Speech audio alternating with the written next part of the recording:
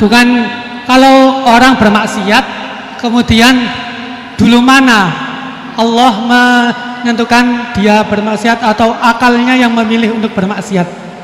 Itu pertanyaan yang pertama. Bismillahirrahmanirrahim. Assalamualaikum warahmatullahi wabarakatuh.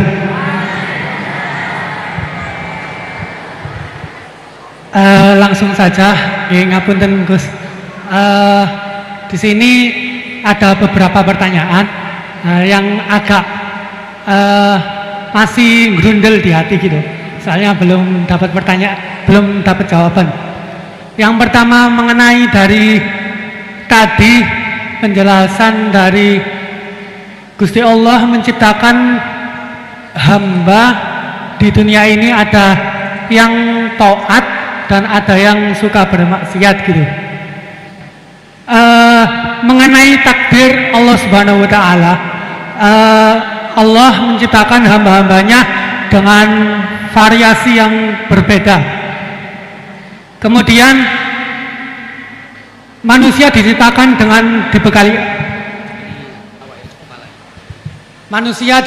dengan akal untuk membedakan dari setan dan juga malaikat. Kemudian pertanyaan saya, dulu mana Gus antara takdir yang ditentukan oleh Allah atau pilihan akal kita gitu? Begitu intinya. Soalnya kan bukan kalau orang bermaksiat kemudian dulu mana Allah menentukan dia bermaksiat atau akalnya yang memilih untuk bermaksiat? Itu pertanyaan yang pertama. Untuk pertanyaan yang kedua, ngapunten. Untuk pertanyaan yang kedua, intinya kan tadi istihad daripada ulama itu menentukan hukum yang berbeda-beda. Terus kemudian kita sebagai yang hanya tabik saja mengikut, itu bolehkah? Kan dari kata guru saya, kalau hukum fikih itu yang ringan-ringan disebarkan nggak apa-apa. Tapi yang berat-berat dipakai sendiri gitu. Tapi biasanya kan kita kebalikan. Yang ringan-ringan soalnya kita tahu ilmunya, kita yang pakai. Terus kalau ada orang yang tanya, biasanya kita yang kasih yang jawaban yang berat-berat daripada hukum fikih. Jadi yang saya tanyakan, kalau berpindah hukum dari awalnya ikut imam ini terus kemudian ikut imam ini, itu bagaimana batasan-batasannya gitu? Syukron. Baik, terima kasih. Ini pertanyaan yang ringkas disampaikan cukup panjang. Ini langsung dipun jawab nopon. Oke, monggo Yai. Ini tadi hoax itu, saya waktunya tinggal 10 menit, enak saja. Tidak, saya nanti langsung itu, mungkin langsung ke Jogja, kan jadwalnya itu saya memang ke Jogja. Baru ini saya ke Jogja naik pesawat, gara-gara hormat ke Mas Bukin. Sepanjang hidup saya nggak pernah ke Jogja naik pesawat, baru ini nanti rencananya naik. Karena tak hitung kalau pakai kereta atau bis nggak menangi ngaji di Jogja. Saya jadwalnya ngaji di Jogja nanti jam 4:30. Begini, itu pertanyaannya betul tadi, itu ngawur betul itu. Karena begini ya, masalah qadha qadar itu kan sudah dibicarakan semua ulama di kitab-kitab. Satu, kita ngikuti ahlul hakikah, idza dzukiral qadar fa'amsiku. Kalau qadha qadar sudah dibicarakan fa'amsiku, kamu harus diam di situ. Karena pertanyaannya gini, kalau kamu orang soleh, dan semoga Anda pelatihan jadi orang soleh, itu melihat Allah sudah menentukan semua, itu keren. Saya bangga punya Tuhan yang sudah tahu nasib saya kayak apa nanti. Saya betapa malunya punya Tuhan yang tak takoi, Gusti, sebenarnya nasibnya bahagia, mbah roh tapi kira sik. Itu kan ngeri betul. Sehingga kalau kamu soleh itu pokoknya bangga kalau Allah sudah tahu apa yang akan terjadi. Nah, soal kepanikan kita kan kadang, kok nang wis ngerti aku celoko, terus gunanya apa aku sholat? Itu kesalahan kita. Kita kecewa kalau sekarang soleh, kemudian akhirnya tidak soleh dan akhirnya kita masuk neraka. Kekecewaan ini namanya khadun nafsi. Kita hanya mikir diri sebetulnya kalau kita abdan lillah, benar-benar hamba Allah, tetap bangga karena punya Tuhan yang tahu apa yang akan terjadi. Makanya yang dibutuhkan kesalian untuk ngakoni kodok kodar, dibutuhkan kesalian. Kalau enggak kriminal betul. Maka Sayyid Hasan bin Ali, saya hafalkan makalahnya itu. Di antara aturan iman harus iman sama kodok kodar. Untuk menunjukkan innahu la yuqsa kurhan wala yuhlabu kurhan, kata beliau, supaya kita tahu bahwa Allah itu tidak dimaksiati secara terpaksa.